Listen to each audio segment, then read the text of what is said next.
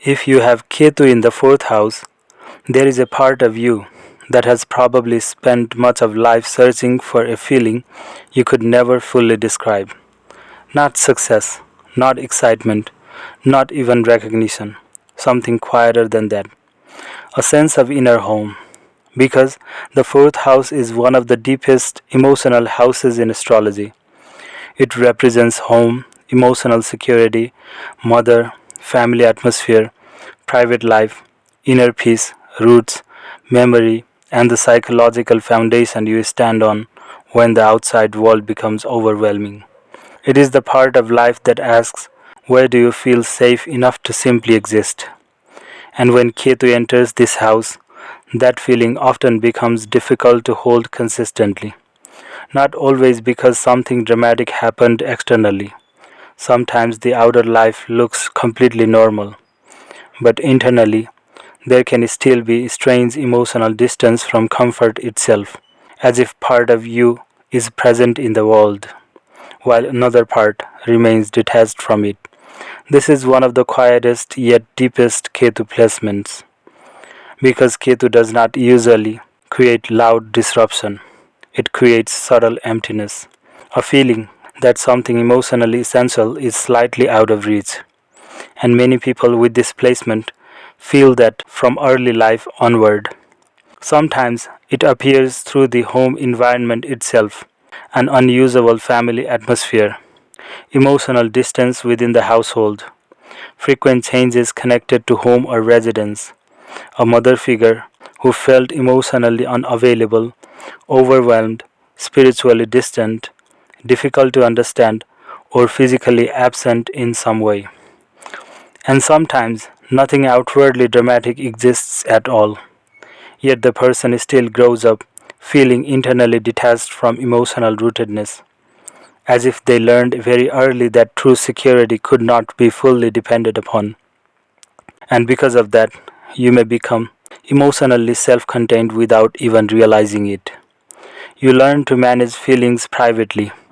You may appear calm externally while carrying enormous emotional complexity underneath.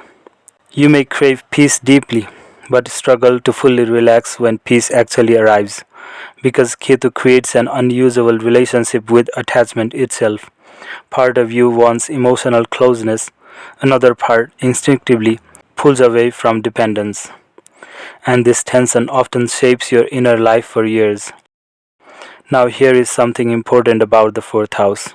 It is not only your home, it is your emotional center, the place inside yourself where you return when life becomes difficult.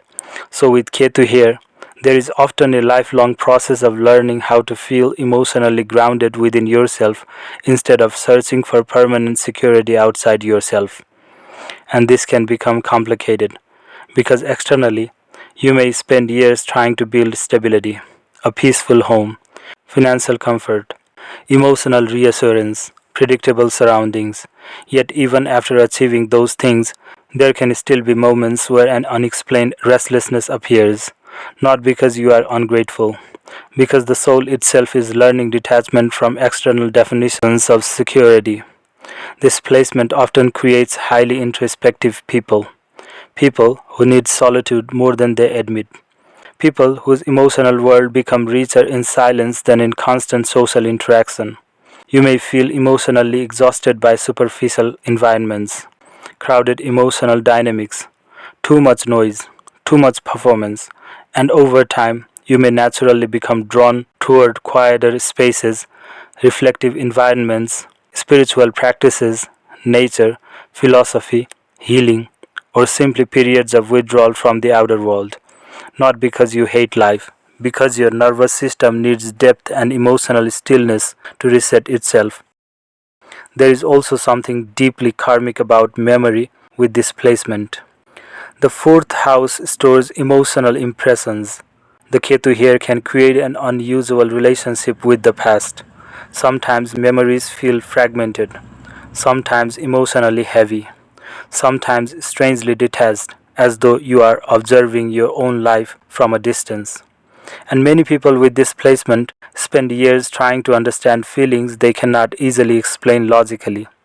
because Ketu operates below ordinary conscious awareness. Now let's talk about the karmic axis. If Ketu is in the 4th house, Rahu automatically sits in the 10th house. This creates one of the strongest tensions between inner life and outer achievement. Part of your soul feels detached from emotional rootedness and personal comfort, but another part becomes intensely pulled toward ambition, responsibility, recognition, career, achievement, and public identity. So life may repeatedly pull you outward into the world even while your inner self quietly longs for peace. You may become highly driven professionally, focused on accomplishment, restless about purpose, yet emotionally tired underneath it all. And many times, work becomes a way of avoiding unresolved emotional emptiness, not consciously, psychologically, because external movement can temporarily distract from inner disconnection. But eventually, life slows you down enough that you can no longer ignore the emotional foundation underneath everything. And that becomes the real turning point of this placement. You begin realizing that peace cannot be built entirely through external success, that emotional grounding matters just as much as achievement, that a person can become admired publicly while still feeling internally homeless. And slowly, your priorities begin changing, not necessarily outwardly at first, internally. You stop craving constant stimulation. You become more protective of your energy, more selective about environments, more aware of what genuinely nourishes your mind and nervous system. And spiritually, this placement can become incredibly profound. Because Ketu in the 4th house slowly teaches detachment from emotional illusion. It teaches you that true peace does not come merely from perfect circumstances, not from perfect house, the perfect family lineage, the perfect emotional environment. Real peace comes from inner alignment, from becoming emotionally centered within yourself, regardless of external instability. And once this understanding deepens, something beautiful begins happening. Your emotional life becomes quieter but stronger. You stop needing constant reassurance. You stop trying to force security out of people or situations. You become capable of sitting with yourself peacefully, and that changes everything. Because the absence you once felt begins transforming into spaciousness instead of loneliness. Your solitude becomes healing instead of heavy. Your home becomes less about appearance and more about energy, and people begin sensing something unusual in your presence, a calmness, a depth, a softness that does not need attention to exist. This is the higher expression of Ketu in the 4th house, not emotional emptiness, emotional refinement, a soul that slowly learns the difference between external comfort and inner peace, and eventually discovers that the deepest form of home was never a place outside you at all.